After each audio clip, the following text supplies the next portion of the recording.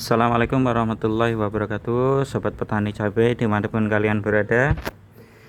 Kali ini di depan kita ini ada yang namanya fungisida bakterisida Nordok maupun Kopcik dalam bentuk WP ya. Oke, kita tahu bahwa Nordok dan Kopcik ini merupakan fungisida maupun bakterisida. Ingat ya, antara Nordok sama Kopcik ini penggunaannya merupakan fungisida tembaga. Penggunaan fungisida tembaga ya, itu sebaiknya digunakan untuk pengendalian penyakit, mengatasi, mengobati penyakit, bukan mencegah atau membuat perlindungan. Nah, biasa kalau untuk mencegah atau membuat perlindungan di awal itu sebelum terinfeksi, atau mungkin sudah terinfeksi 1-2 ya, atau beberapa saja, bukan penuh.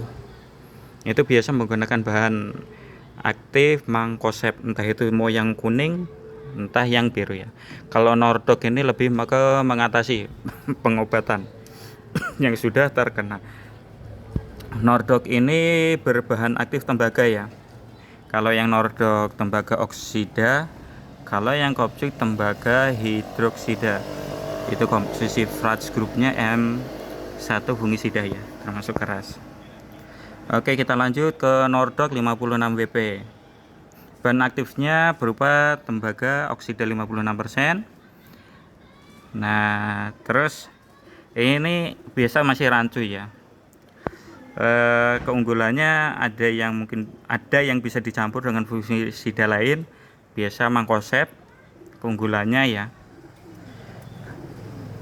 bertentangan sih. Terus penggunaannya mengendalikan penyakit pada tanaman cabai, busuk ranting, patek, dan penyakit lainnya yang termasuk jamur dan bakteri. Sedangkan untuk Kopcik 77 WP, bahan aktifnya tembaga hidroksida 77%. Bersifat alkali dan tidak bisa dicampur dengan fungisida lain. Penggunaan mengendalikan jamur dan bakteri pada tanaman termasuk pada cabai.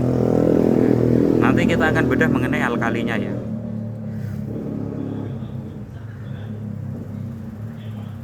Untuk Nordok konsentrasi bahan aktif tembaganya lebih rendah, yaitu 56%, sedangkan Kopcik 77%.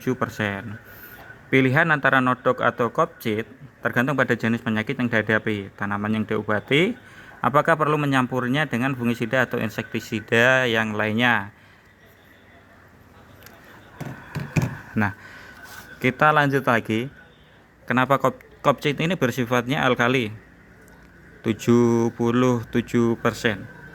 Yang dimaksud alkali ini mempunyai pH lebih dari 7%. Jadi gini, kondisi pH keasaman itu 6,5 ke bawah itu termasuk sangat asam.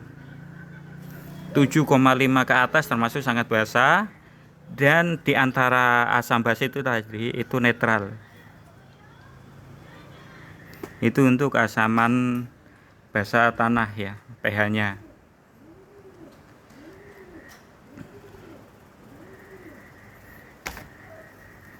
Terus mengenai pencampuran ataupun tidak dengan fungisida lain itu tergantung dari kemampuan petani. Kenapa saya uraikan seperti ini?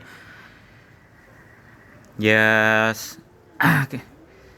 saat kita mempunyai lahan 2, 3, 4 hektar yang kalian garap dengan tenaga dan waktu yang begitu sempit, apakah kalian mau merolling? Ya silakan kalau mau merolling, tapi kalau nggak mau merolling,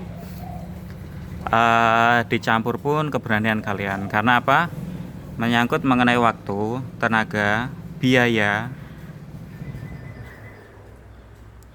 dan lain sebagainya, karena lahan luas ya.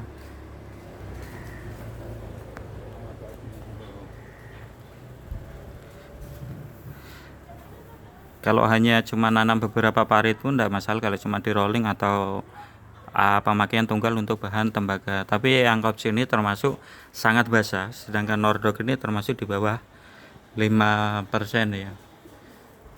Itu. Jadi lebih tinggi Kopcik.